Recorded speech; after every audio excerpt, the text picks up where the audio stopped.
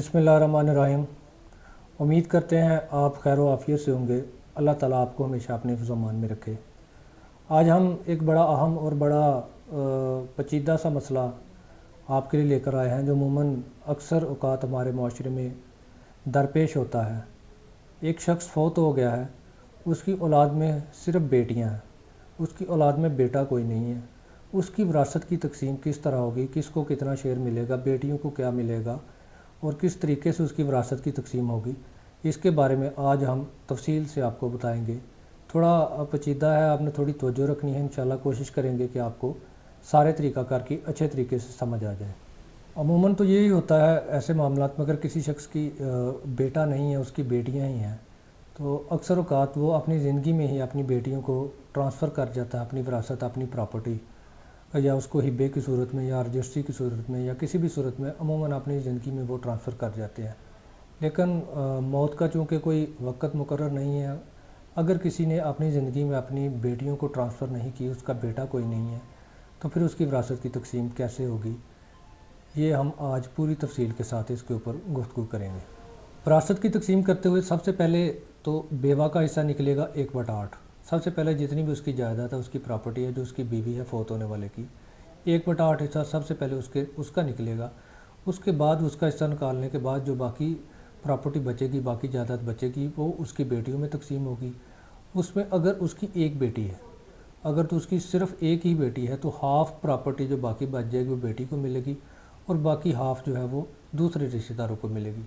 अगर उसकी एक से ज़्यादा बेटियां हैं, फिर 2/3 हिस्सा जो है वो बेटियों को मिलेगा और बाकी जो बच जाएगा वो दूसरे रिश्तेदारों को मिलेगा। ये तो हो गई उसकी अपनी जो अपनी फैमिली है, अपने बेटियां और अपनी बीवी और माँ बाप, ये उनका हिस्सा 1/6 हिस्सा माँ बाप का होता है, अगर वो मौजूद हैं, वो ज़िंदा हैं तो। ये तो विरासत होगी इनकी। इनके हिस्से इनका शेयर निकालने के बाद जो बाकी विरासत है, बाकी प्रॉपर्टी है, वो किन किन रिश्तेदारों को मिलेगी और किस किस तरतीब से मिलेगी, ये हम आपको बताते हैं।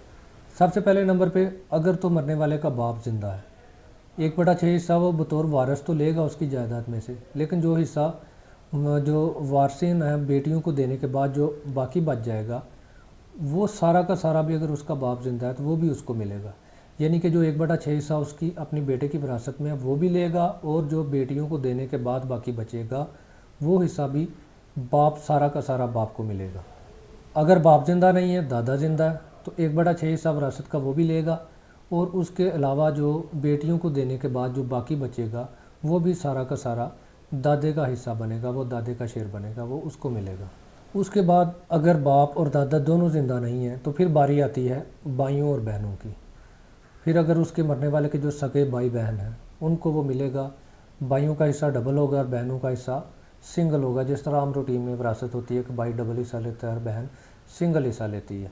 और अगर भाई कोई नहीं है, मरने वाले की सिर्फ बहन नहीं है, तो बहनों को भी हिस्सा मिलेगा, वो वाला जो बाकी बच गया उसकी बेटियों को दे के। लेकिन उसकी एक शर्त यह है कि अगर मरने वाले की औलाद ना हो तो, अगर मरने वाले की औलाद ना हो तो फिर बहनें हिस्सेदार होंगी उसकी जायदाद में से। अगर मरने वाले की औलाद मौजूद है तो फिर बहनों को हिस्सा नहीं मिल सकता। अगर तो मरने वाले की औलाद, बेटियां या बेटे दोनों मौजूद हैं, फिर उसकी बहनों को उसमें से उसकी प्रॉपर्टी में से शेयर नहीं मिलेगा। अगर सगे बहन भाई नहीं है तो उसके बाद फिर अगला नंबर आता है सौतेले भाई और बहनों का। यानी कि बाप सगा हो दोनों का सेम और माँ अलग-अलग हो। सगे भाई बहन ना हो तो फिर सौतेले भाई बहन उसी तरतीब से 2:1 की जो रेशो होती है, डबल हिस्सा भाइयों को और सिंगल हिस्सा बहनों को, उस तरतीब से फिर वो बाकी जायदाद उनमें तकसीम होगी। सौतेले बहन भाई भी अगर मौजूद नहीं है तो फिर उसके बाद बारी आएगी सगे भतीजों की। मरने वाले के जो सगे भतीजे हैं या भतीजा है, फिर बाकी प्रॉपर्टी उसकी बेटियों को देने के बाद बाकी प्रॉपर्टी उनको मिलेगी, सगे भतीजों को। अगर सगे भतीजे नहीं हैं तो फिर उसके बाद सौतेले भतीजों की बारी आ जाती है। जो उसके सौतेले भतीजे होंगे या भतीजा होगा, फिर वो जो ये जायदाद जो उसकी उसको मिलेगी। अगर सगा भतीजा और सौतेला भतीजा दोनों नहीं है, उसके बाद फिर किसको मिलेगी? फिर सगे भतीजे का जो बेटा होगा, फिर वो जायदाद उसको मिलेगी। सगे भतीजे का जो बेटा होगा, ये जायदाद उसको मिलेगी। अगर सगे भतीजे का बेटा नहीं है, कोई औलाद नहीं है, तो फिर जो सौतेला भतीजा है फिर उसके बेटे को मिलेगी। सौतेले भतीजे की बेटे को वो सारी जायदाद वो मिलेगी। अब यहाँ तक पहुँचकर अगर सगा भतीजा और सगे सौतेला भतीजा या उसका बेटा, सौतेला बेटा या सगा बेटा वो नहीं मौजूद है, उसके बाद अगर ये भी नहीं है तो फिर किसको मिलेगी? फिर बारी आती है मरने वाले के चचा की, यानी उसका जो सगा चचा है उसकी बारी आती है। अगर ये ऊपर वाले जो रिश्ते पहले जो मैंने बयान किए अगर ये मौजूद नहीं है तो फिर वो सारी जायदाद उसके चचा को मिलेगी। अगर सगा चचा मौजूद नहीं है तो फिर उसी पैटर्न से वो उसके सौतेले चचा को मिलेगी। जो सौतेला चचा अगर उसका को मौजूद है फिर उसको मिलेगी। अगर सौतेला चचा भी मौजूद नहीं है फिर उसके बाद उसके जो सगा चचा है उसके बेटों को, अगर सगे चचा का कोई बेटा नहीं है तो फिर सौतेले चचा के बेटों को वो उसकी जायदाद मिलेगी। इस तरतीब से ये सारा पैटर्न चलेगा। अगर अब इसको मैं बड़े आसान और सादा लफ्ज़ों में सम अप करूँ तो इसका सम अप ये है कि एक बंदा फौत हो गया, उसकी बेटियां हैं, उसका बेटा कोई नहीं है। अब उसकी विरासत कैसे तकसीम होगी? सबसे पहले उसकी बेवा 1/8 हिस्सा लेके उसको दिया जाएगा उसकी प्रॉपर्टी में से।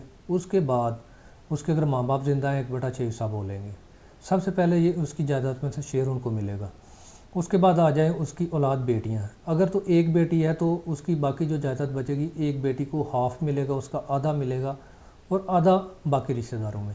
अगर एक से ज़्यादा बेटियां हैं फिर 2/3 हिस्सा बेटियों को मिलेगा और बाकी जो हिस्सा 1/3 वो बाकी रिश्तेदारों को। अब बाकी रिश्तेदारों की जो तरतीब है वो मैं आपको बताता हूँ। उसमें सबसे पहले आएगा बाप, अपनी जो विरासत 1/6 है वो तो लेगा, लेकिन अगर बाप ज़िंदा है तो बाकी जितना भी शेयर है उसके बाप को चला जाएगा। बाप ज़िंदा नहीं तो दादा, अगर दादा ज़िंदा नहीं है तो फिर उसका जो बहन भाई हैं उनकी तरफ, अगर सगे बहन भाई ज़िंदा नहीं है तो फिर सौतेले बहन भाई, अगर सौतेले बहन भाई भी नहीं है तो फिर सगा भतीजा, सगा भतीजा नहीं है तो सौतेला भतीजा, अगर सौतेला भतीजा भी नहीं है तो सगे भतीजे के बेटे, अगर सगे भतीजे के बेटे भी नहीं है तो सौतेले भतीजे के बेटे, अगर ये सब भी नहीं है तो फिर सगा चचा, सगा चचा नहीं है तो सौतेला चचा, सौतेला चचा नहीं है तो सगे चचे के बेटे, अगर सगे चचा के बेटा नहीं है तो सौतेले चचा का बेटा।